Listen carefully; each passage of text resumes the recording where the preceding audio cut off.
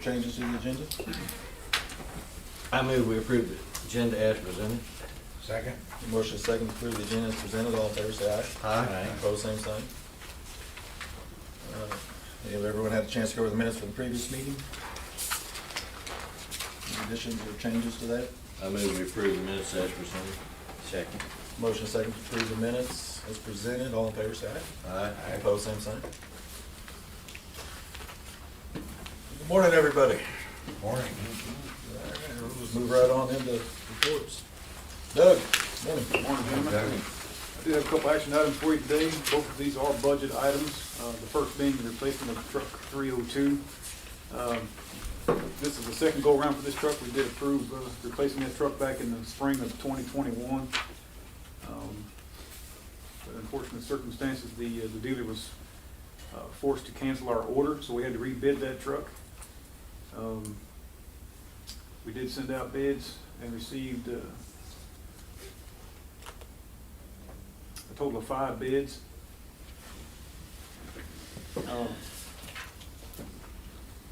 These trucks, this is a cabin chassis truck, so it doesn't have a bed on it. Originally, this truck was purchased back in the spring. We did order a truck to fit that truck. It was a Ford. The second truck that we replaced, the truck 329, it was also a cabin chassis. It was a Ford. And so we held back on ordering a cabin chassis or a flatbed for that truck until we found out what this truck was going to be. So the flatbed we ordered at that time would fit the cabin chassis that we had on order. So we'll move forward on that once we figure out what truck that's going to go on.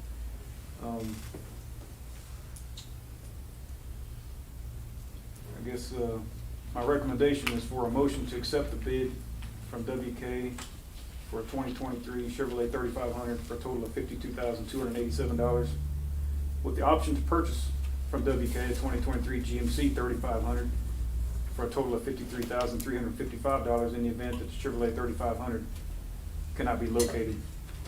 These trucks are pending availability. They're built somewhere, just locating them to get them into us. The difference of $1,068 is not a huge difference. I think it's going to come down to just trying to locate the vehicle somewhere. And I'd hate to miss out on a GMC for $1,068 more if we can't locate a Chevrolet. So that's my recommendation. He just tickled to death. He got rid of the Ford and got. I have nothing to do with it. Yeah. Yeah. Yeah. Now, these still need to have a bed put on them? They do. And how Like I much will said, that cost? what's that now? How much will that be? I think the first one we bought was about 10 grand. So it's gonna cost us a total of at least 62? 62, 63 grand, worst case, yeah. So we'll go over budget a little bit, but by delaying this truck a couple years, it's actually put us about 8 grand over what the original purchase was. So, And still, the GMC is the second lowest bid. I would make the motion to accept the bid from WK for a 2023 Chevrolet 3500 for a total of $52,287, with the option to purchase from WK a 2023 GMC 3500 for a total of $53,355 in the event the Chevrolet 3500 cannot be located. Second. Got a motion and a second to accept the bid from WK for a 2023 Chevrolet 3500 for a total of $52,287, with the option to purchase from WK a 2023 GMC 3500 for a total of $53,355 in the event the Chevrolet 3500 cannot be located. You can shorten those up a little bit, that'd be great. Yeah. All in favor, say aye. Aye. Opposed, same sign. Question, Yes. Doug, are you gonna need another truck in this category anytime soon? no, Okay. no, we only have 2, and of the 2 that we're getting rid of, one of them, this truck here will actually be sold. The other one's going to be handed down to electric production. We're going to give it to them. What about in the other departments? We're good. All right. Ours is only a couple years old. Yep, and I think underground facilities is good as well. Yeah, the thought process, if we can get them, let's get them. Way things are, Yeah. I would consider that, yes. Along the same lines, but. Yeah. Thank you. You're welcome, I forgot where I was. All in favor, say aye. Aye. Opposed, same sign. Motion carries. Thank you, gentlemen. Next one is the replacement of ditch switch mini skid steer 333. This is a budgeted item. The current one is an SK 650. This unit's getting some years on it, and we've used it a lot. It's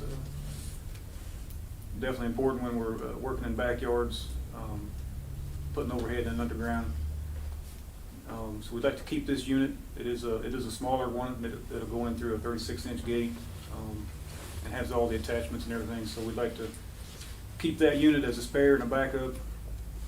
We did request bids for similar size unit. We received 2 bids from 2 different vendors. They're both for the same units, but one is a Sourcewell bid. Sourcewell, we recently become a member of Sourcewell, talking to some other vendors on bucket trucks and things. I didn't realize that MMU had to be a member also, so I thought the vendor had to be a member. I knew they had to be, but I didn't realize that we had to be a member also. Tony got that all taken care of for us. So the Sourcewell satisfies all bid process and actually allows for some additional dealer savings. So that's why you can see the difference they're actually the same identical bids, but through Sourcewell there is some additional dealer savings that they allow. And this is for an SK 800. That's a ditch witch with the trailer and all the attachments. So my recommendation is for a motion to accept the Sourcewell bid from Ditch Witch for a new SK 800 mini skid steer with trailer and attachments for a total of $62,563.46. And Doug, you and James, I guess went to Odessa to look at a demo of the Vermeer. Vermeer, yes. And you didn't, It was a nice machine, yeah. It was good, but it's obviously not the low bid, and we would be satisfied with that machine if it was low. I think they outsource all their attachments, so the backhoe attachment and all the other attachments, they don't make them themselves. They're not Vermeer, they're made by a subcontractor that builds all that equipment for them. okay. So I mean, we're essentially we're only saving a couple $1,000s on a $65,000 machine. Yeah. And would you pick the ditch witch or would you pick the Vermeer? No, I think we like the Ditch Witch. Okay. Yeah. How much is a membership to Sourcewell? Free. 3 a year? No, for Free. yeah. Free. Oh, free. Free. Yeah. Okay. Per year. Yeah. Free per year? They double every year. Yeah.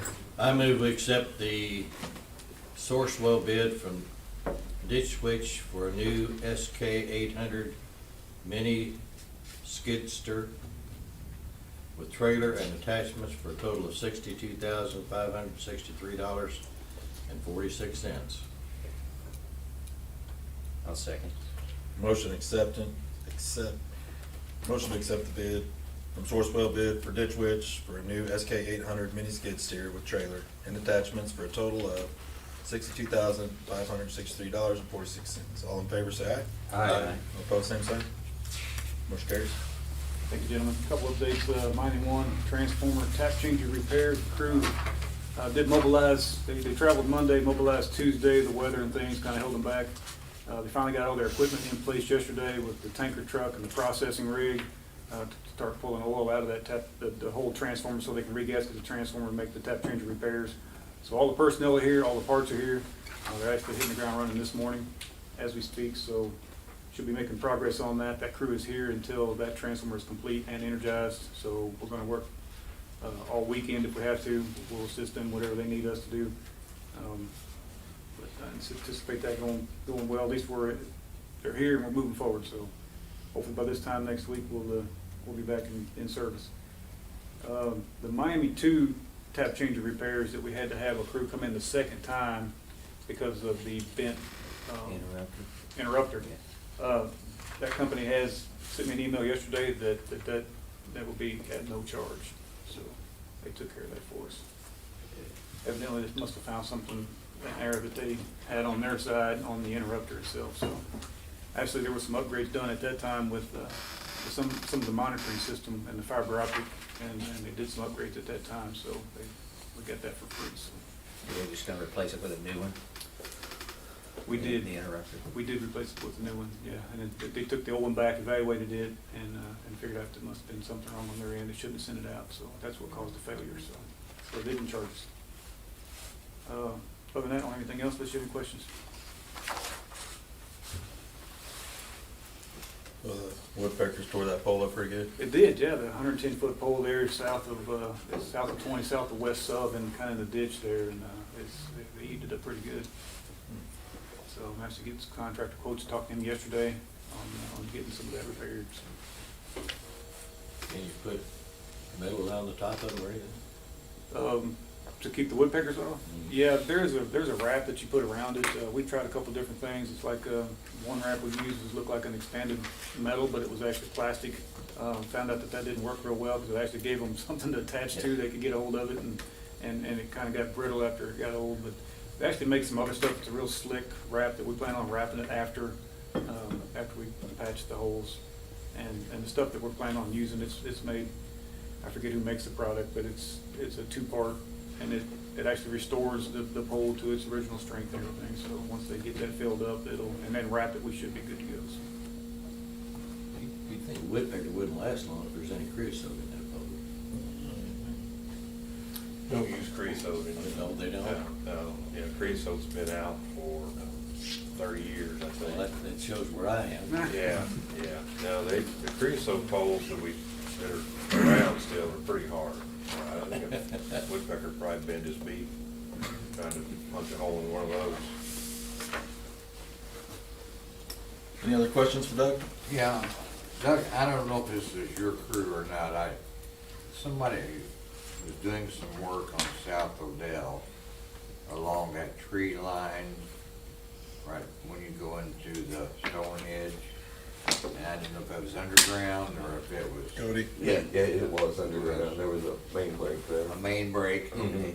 Yeah, they had to take out one of the trees along through there, yeah. I just saw a crew up in there and I couldn't, not a good place to stop and look. Yeah. Yeah, thank you. Any other questions for Doug? Thank you, Doug. Nolan, good morning. Morning. Good morning.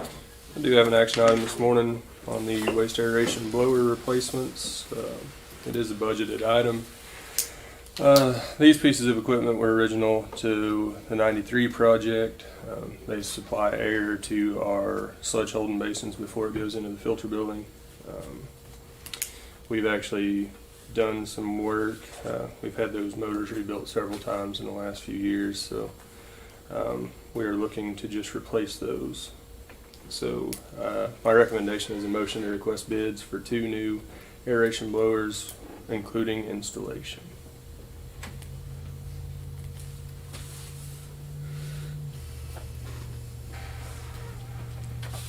We won't know till we find out what it's gonna cost, so. I make a motion to request bids for 2 new waste aeration blowers, including installation. Second. Any questions? A motion, a second to request bids for 2 new waste aeration blowers, including installation. All in favor, say aye. Aye. All opposed, same sign. Motion carries. Thank you. And then some updates on the aeration and final clarifier project. We did actually receive that punch list and the letter for substantial completion yesterday. I think most of the end date for that is mid-March. They're hoping to have everything done. Had several different companies reach out on the LED lighting bids that we sent out. Ace Pipe Cleaner was on site to look at pumping out the headworks, cleaning out our grit before we get all the new equipment installed.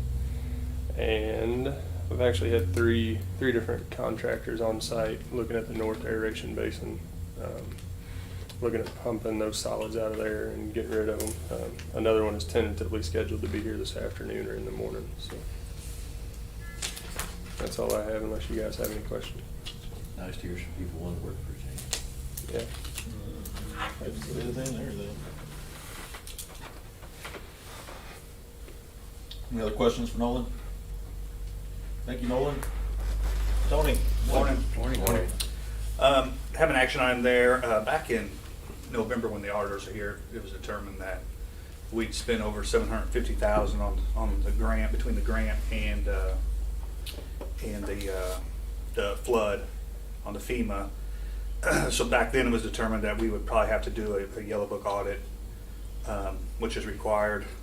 And they've just now gotten me the revised engagement letter. The cost did go up $2,500, so the audit normally runs around 21.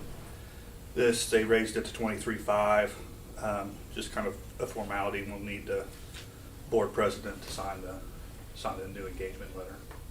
So we just need a motion to do that. We're still working on it. I think they're getting close to completing the audit. I've been providing them a lot of information over the last few weeks, so hopefully we're almost done. Does the person that signs the letter get to pay for the difference? We can set something up probably. Let's save that for next week. It's probably, we're probably looking at having this for the next 2 years until grant 2 gets through, so. That's all right, still a good deal. Yeah, it's Oh, a yeah. good thing to, So what, it went from 2,100 to 2,350? 21,000 Oh, to okay. 23,500. Okay. I think we ended up spending 700, almost 800,000, I think. So that's what kicked us into this audit. yeah, is it a single line audit? Yeah. Basically, I just had to pull a lot of invoices and anything related to the grant FEMA. They wanted all the documentation to make sure we're spending the money where the government wants us to spend it. We have a way of that.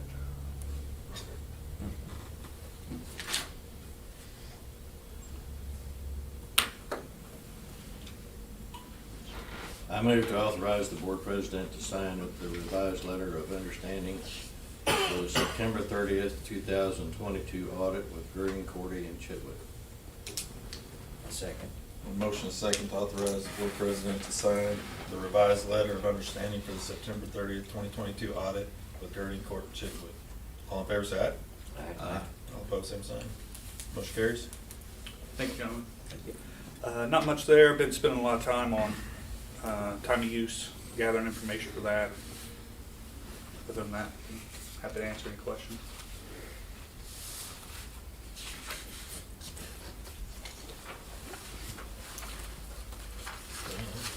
Any questions for him?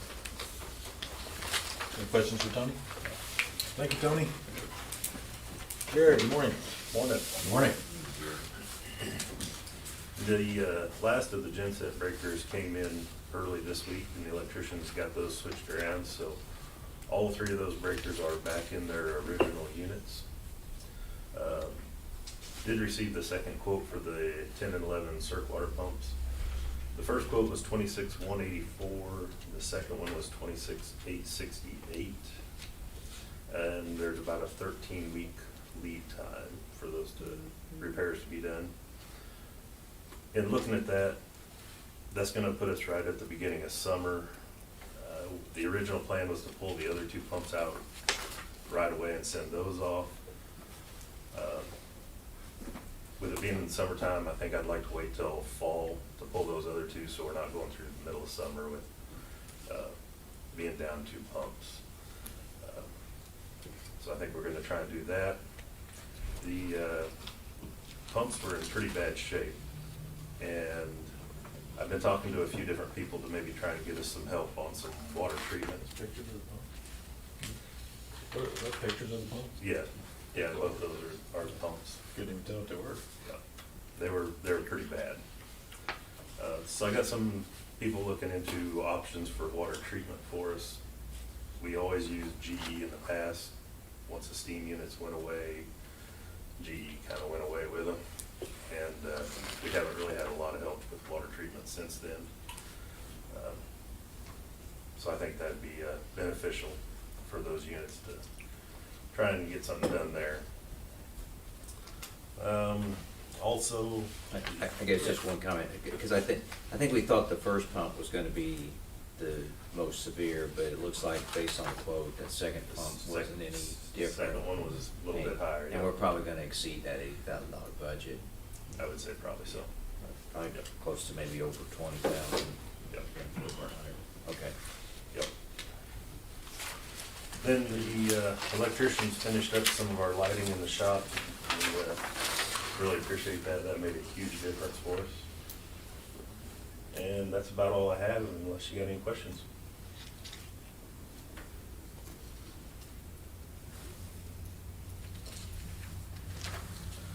Any questions for Jared? Thank you, Jared. Travis, good morning. Morning. Morning.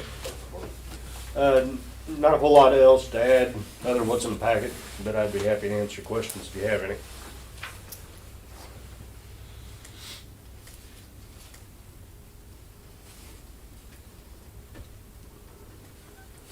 Okay, media show up yet? Not yet. Sorry, I Looking asked at you some sometime in question. March to get started. Sometime in March, yeah. Possibly. Okay. 2023. Yeah. Any other questions for Travis? What kind of a water quality complaint did you get? Our customer had cloudy water and it tasted funny or something like that. I went on site when I got that message from him later that afternoon. And by the time I got there, I went on site, tested everything that we normally do there at the plant. Everything was in normal range. Their water was clear, didn't have any, and he kind of said that everything was fine. So Was it residents? it was an apartment complex. Oh, okay. I think the maintenance guy with the apartment complex, I think he showed up later that morning and did some things, and that, I'm assuming that probably took care of it. Okay. So,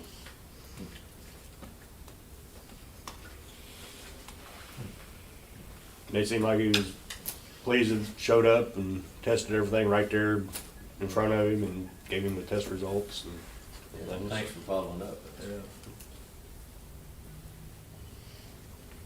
Any other questions for Travis?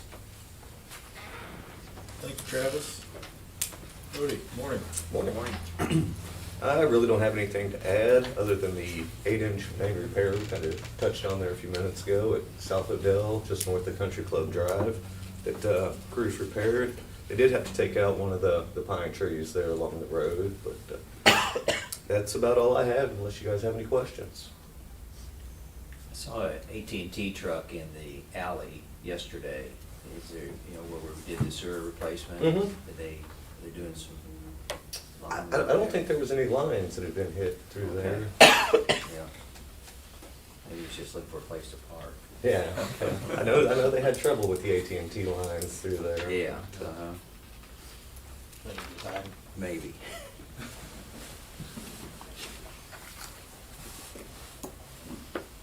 Any other questions for Cody? Thank you. Thank you. Jim, good morning. Morning. Still continuing on, same old stuff pretty much, working in Shackford area. We're up to about 40% done pulling fiber, blowing fiber, and I think we're about a little bit over 25,000 feet. We're planning on doing a big trunk line blow yesterday on Highway 20, but it was too muddy to get the trucks off road, so we did some smaller side roads and got 6,500 feet in. So electricians are hoping to be done with the Fogger PLC probably towards the end of the week, first part of next week, so hopefully that'll be wrapped up pretty quick. That's about it, unless you got questions.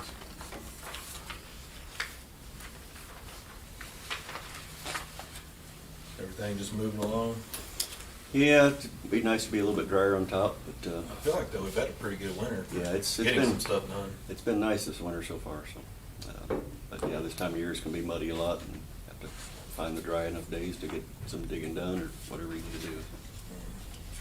Coleman's still moving along. He's kind of taken a break the last couple of weeks. Seems like it's been good weather to get some stuff done, but he got Kitty Hawk done and ready for 165th. Got locates called in, but I think he pulled off to do some plumbing jobs, so hopefully he'll get back on it here pretty quick.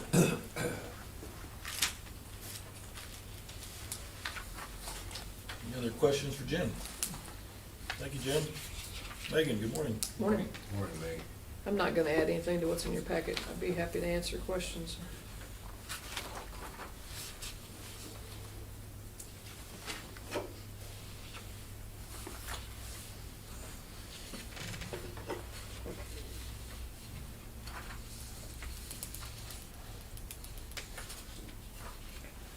Didn't have anything marked down. Do you have any questions for Megan? Thank you, Megan. Jeff, you're up, buddy. Morning, gentlemen. Morning. Not a whole lot to add. Tony and I did visit with Toth on time of use rates. Then we met with Tyler yesterday on the billing. I reached out to a couple entities to maybe help with customer education. So that's kind of my big item for the next few weeks, is to try to get some information to push forward.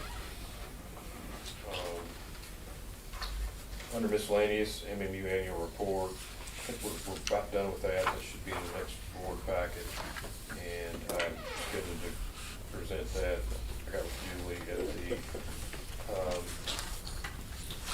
March 6th council meeting. So kind of moving along there. I'll be happy to answer any questions you have.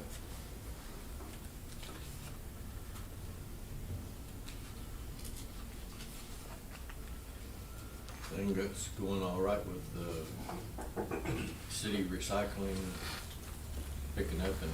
Yeah, I think so. Yeah. As you can see there too, we've, Jared's got with Region F, they've got a electronic recycling program that's at no cost, so we've started that. I think they need probably around 10 to 12 Gaylord boxes full before they ship, so. But yeah, no, it's going real well.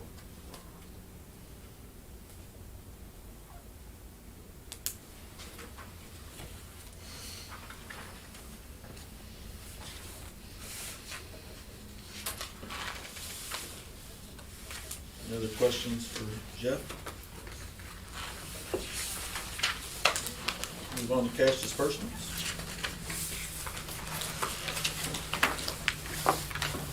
Not your best work, Tony, but not bad. Expecting it to be quite a bit worse. Yeah, Burns bill should have been in there, but at our progress meeting yesterday, Kevin getting a little frustrated, we hadn't received the bill yet, so. Yeah, I mean, if they don't want to send it, I'm good with that. All-in cost for December, 66. Yeah. December was a little bit high, we had that cold spell, so, we bumped gas prices up. We just got the, January bill, and it was down a little bit. Yes, January bill here. You can see January, if you go into total, under load charges, energy was $34 a megawatt hour versus the 59 that we saw in December. So, you know, your market's pretty much weather driven anymore. Yeah. And tied to the gas, natural gas pretty much dictates, because that's the fuel you use when, you know, your base load stuff's down. But yeah, I was happy to see that drop. And we did okay in December. I think, you know, having some of the pool resources and assets minimize the impact. That could have been much higher. But, Yeah, well, I just thought for December, that was pretty good. Yeah. But, Yeah. and I was trying to remember what it was last year at this time, but it's kind of crazy. It was $1 million plus. Or are you talking about the actual all-in Actual. costs? Yeah. Our own costs were pretty good for last year. Yeah, they were. They were They actually went down through the year. That time it's probably still the same. Yeah, and you'll see it in the annual report. They were down from the prior year because of Winter Storm Uri. Yeah. But our graph's a little bit misleading because of the generation revenue we had that year, our all-in costs were actually lower, even though our market costs were higher. So Jared's group bailed us out that month.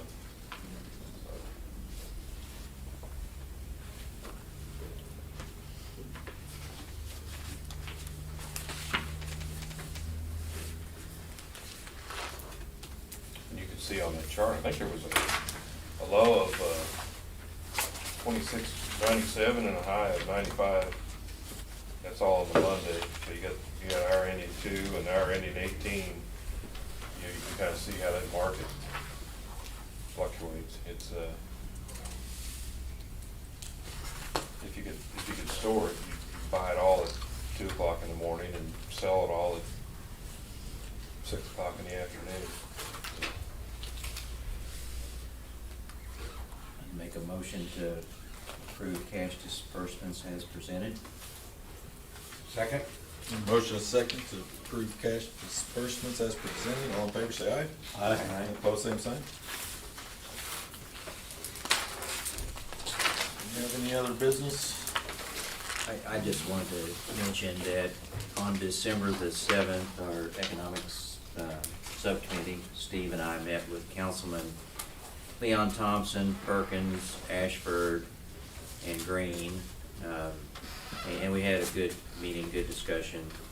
Talked a little bit about the cash reserve policies, the interdepartmental loan policy, and then our economic development funding. And then beyond that, just, reinforce that MMU was more than willing to participate in any economic development projects that might be on the horizon.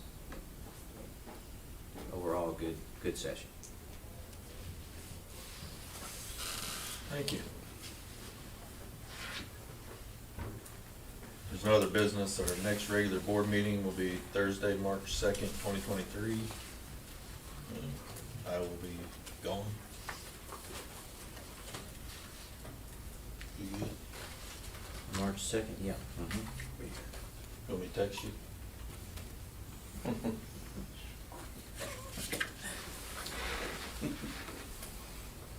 There's no further discussion. I'd entertain a motion to adjourn. I would recommend a legal, executive for legal. Nothing in there. Yeah, there is. It's not. Yeah. Yeah, there is something. I move that we recess and go into executive session for legal reasons. Second. Motion second to adjourn into executive session. Ken Bryant, yes. Chuck Hines, yes. Justin Frischie, yes. Steve Mills, yes. We're adjourned into executive session. Thank you, guys. We're gonna call you every other.